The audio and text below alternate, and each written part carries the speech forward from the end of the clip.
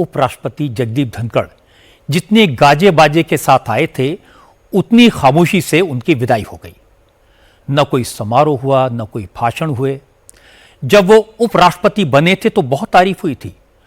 खुद प्रधानमंत्री ने सदन में कहा था कि देश की खुशी का कोई ठिकाना नहीं है।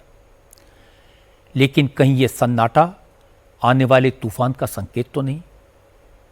यह भी विडंबना है कि जगदीप धनखड़ ने लिखकर कहा कि वो स्वास्थ्य कारणों से इस्तीफा दे रहे हैं, लेकिन कोई इस पर भरोसा नहीं कर रहा। और तीसरी बात है, क्या धनखड़ की जगह अब उपराष्ट्रपति की नियुक्ति जल्दी करनी होगी? संविधान के मुताबिक वाइस प्रेसिडेंट के पद को भरने की कोई जल्दी नहीं होती। नियम कहता है एज सून एज पॉसिबल। उपराष्ट्रपति के मेनली 2 फंक्शन होते हैं। अगर किसी वजह से प्रेसिडेंट का पद खाली हो जाए तो यह जिम्मेदारी उपराष्ट्रपति पर आ जाती है। लेकिन 1969 में एक अमेंडमेंट हुआ था जिसमें यह क्लियर हो गया था, अगर वाइस प्रेसिडेंट ना हो और राष्ट्रपति का पद खाली हो जाए तो यह जिम्मेदारी चीफ जस्टिस ऑफ इंडिया को दी जा सकती है। इसलिए न कोई जल्दी है, न कोई कंपल्शन है। उपराष्ट्रपति का दूसरा रोल होता है राज्यसभा के चेयरमैन के तौर पर। अगर वो पद पर ना रहें तो डिप्टी चेयरमैन ये जिम्मेदारी आसानी से संभाल सकते हैं, इसीलिए इसका भी कोई प्रेशर नहीं है। और आज राज्यसभा में यह जिम्मेदारी हरिवंश ने संभाल ली। नोट करने वाली बात यह कि जगदीप धनखड़ को लेकर आज कांग्रेस के नेता सबसे ज्यादा परेशान, सबसे ज्यादा बेचैन दिखाई दिए। जो नेता कुछ दिन पहले तक जगदीप धनखड़ पर सरकार के इशारे पर सदन चलाने का इल्जाम लगाते थे, जो नेता कुछ दिन पहले तक जगदीप धनखड़ को पद से हटाने की मांग कर रहे थे, उनके खिलाफ इंपीचमेंट मोशन लेकर आए थे, वो सारे के सारे नेता आज जगदीप धनखड़ के इस्तीफे को सरकार के तानाशाही रवैये का सबूत बता रहे थे। सबने धनखड़ के इस्तीफे के अपने अपने मतलब निकाले।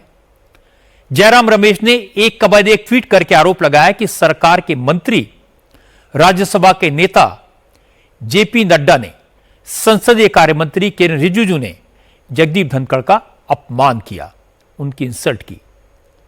चेयरमैन ने बिजनेस एडवाइजरी कमेटी की मीटिंग बुलाई, लेकिन न सदन के नेता नड्डा उस मीटिंग में गए और न किरेन रिजिजू पहुंचे, जबकि विपक्ष के नेता पहुंच गए थे। इस अपमान से जगदीप धनखड़ दुखी थे। ये सारी बातें कही है जयराम रमेश ने। कांग्रेस के सांसद रेणुका चौधरी ने कहा कि जगदीप धनखड़ नहीं, सरकार बीमार है। रेणुका चौधरी ने कहा कि धनखड़ तो हट्टे कट्टे जाट हैं। कल तक ठीक थे, सदन चला रहे थे, और शाम को इतना बीमार हो गए कि इस्तीफा देना पड़ा। रेणुका चौधरी ने कहा कि पर्दे के पीछे कुछ बड़ा खेल हुआ है। वो खेल क्या है, ये तो सरकार ही बता सकती है। उपराष्ट्रपति जी हट्टे कट्टे दिख रहे थे कल सुबह। हाउस तो बड़ा अच्छा चला। कल सुबह उन्होंने बहुत बड़ा दिल से सबसे बात की, मीटिंग भी कर लिए। जब तक तो ठीक था। मुझे लगता है सरकार की बीमारी है। सरकार में कोई ऐसा अजीब वायरस घूम रहा है जहां वो एक लीडर को चुन नहीं पा रहे। उम्र की बात आ रही है तो कईयों का नंबर अब आ जाएगी। ये बीमारी सबको फैलेगी, आप देखते रहिए। भाजपा कभी भी ठीक से किया, स्वास्थ्य का खराब हो सकता तो एम्स जैसे बहुत ही बढ़िया हॉस्पिटल है, इसका इलाज हम करवा देंगे। और ऐसी कौन सी बड़ी स्वास्थ्य की मुद्दा है उपराष्ट्रपति का? वो लंबे जम्बे जाट है, हट्टे कट्टे, सब ठीक ठाक है, मगर ये सरकारी बीमारी है। ये अजीब वायरस भाजपा में घूमती रहती है, तो अब आके इनको भी ऐसे लग गए। संजय राउत ने पहले जगदीप धनखड़ के बारे में क्या क्या कहा होगा, वो तो शायद उन्हें खुद भी याद नहीं होगा। लेकिन आज संजय राउत भी धनखड़ को लेकर काफी फिक्रमंद दिखाई दिए। उन्होंने एक नया शिगुफा छोड़ दिया। संजय राउत ने कहा कि सितंबर में बहुत बड़ा सियासी बदलाव होने वाला है। उनको सोर्सेज से पक्की खबर मिली है कि कोई बड़ी राजनीतिक खिचड़ी पक रही है। धनखड़ का इस्तीफा तो शुरुआत है, आगे इससे भी बड़ी बड़ी और धमाकेदार खबरें आने वाली हैं। पर्दे के पीछे कुछ हो रहा है, बड़ी राजनीति हो रही है दिल्ली में। राष्ट्रीय राजनीति में पर्दे के पीछे कुछ ऐसी बातें हो रही है, जल्दी सामने आ जाएगी। उपराष्ट्रपति जी का जो इस्तीफा है वो कोई साधारण घटना नहीं है, मैं मानता हूँ। जो कारण दिया है उनकी हेल्थ का, मैं मानने को तैयार नहीं। वो बहुत ही स्वस्थ आदमी है, खुशमिजाज आदमी है, वैसे मैदान छोड़ने वाले आदमी तो नहीं है। हमारे उनसे मतभेद हो सकते हैं, लेकिन मैं उनको जो देखता हूँ वो सहजता से मैदान छोड़ने वाली व्यक्ति नहीं है, वो लड़ने वाले आदमी है। नहीं, उनकी हेल्थ ठीक है, एकदम स्वस्थ है। कल दिन भर में उनको देख रहा था, ऑब्जर्व कर रहा था, परफेक्ट है। कुछ ना कुछ हो रहा है, जल्दी पता चलेगा। अब देखिए, हेल्थ की बात कोई मानने को ही तैयार नहीं है। आरजेडी के मनोज झा ने कहा, सरकार की यह खासियत है, कब क्या हो जाए किसी को कुछ पता ही नहीं लगता। मनोज झा ने कहा, धनखड़ का इस्तीफा कोई मामूली बात नहीं है। उपराष्ट्रपति के इस्तीफे से पूरी सरकार कटघरे में खड़ी हो गई है। मैं क्या कहूं, स्वास्थ्य कारणों से उन्होंने दिया है। मुझे इस सरकार की कुछ चीजें जो बेहद परेशान करती हैं, और मैं अकेला नहीं हूं।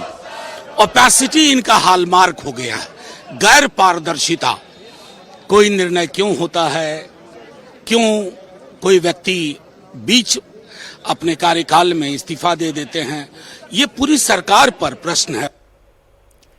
राज्यसभा में बार बार धनखड़ के ऊपर प्रश्न खड़े करने वाले, उंगली उठाने वाले कांग्रेस के नेताओं को अब जगदीप धनखड़ में हजारों खूबियां नजर आने लगी हैं।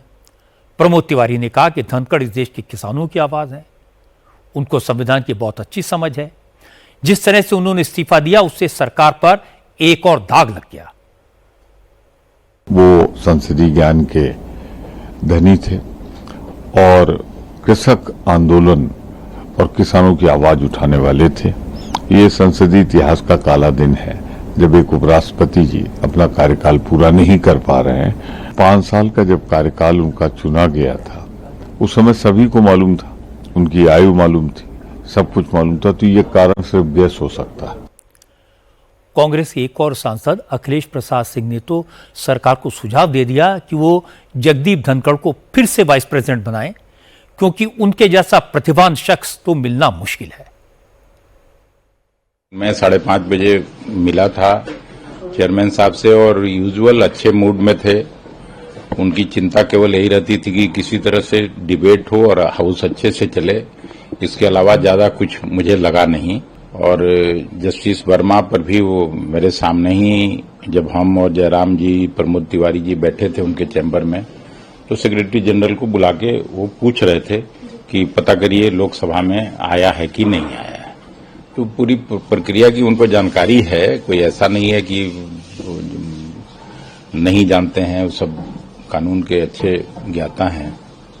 तो नॉर्मल था, ये चौंकाने वाला है और मुझे लगता है कि सत्ता पक्ष के लोगों को इसमें इंटरवेन करके और उनको फिर से वापस रखना चाहिए।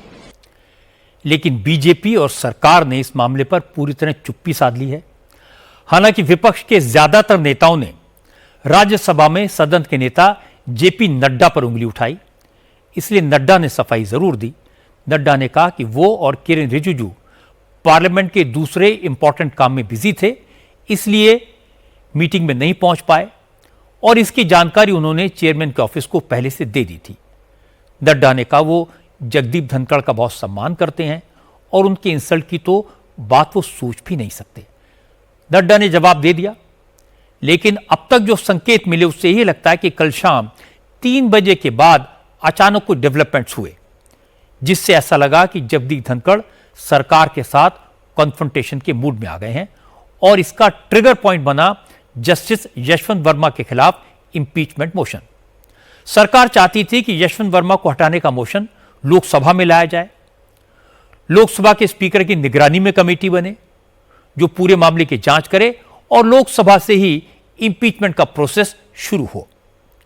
कल दोपहर करीब 2:30 बजे लोकसभा के सांसदों ने स्पीकर ओम बिरला को इंपीचमेंट मोशन लाने का नोटिस दिया।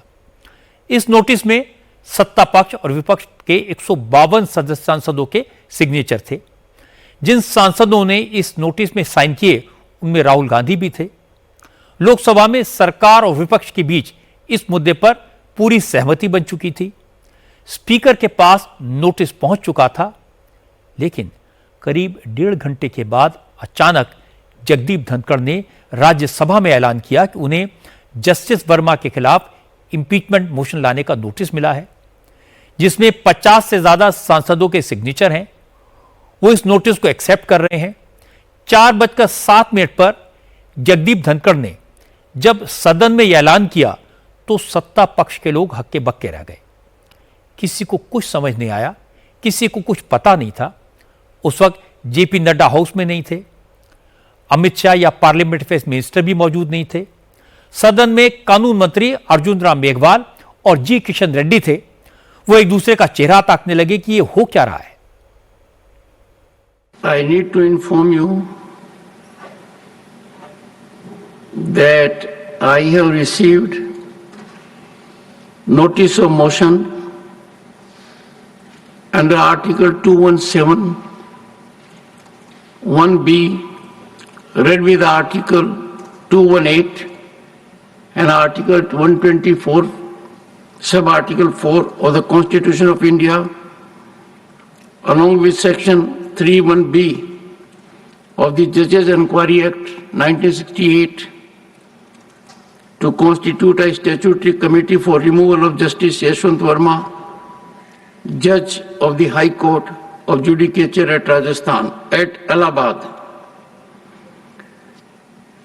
This has been received by me today. It is signed by more than 50 members of the Council of States, and thus it meets the numerical requirement of signing by members of Parliament for setting in motion a process for removal of a High Court judge.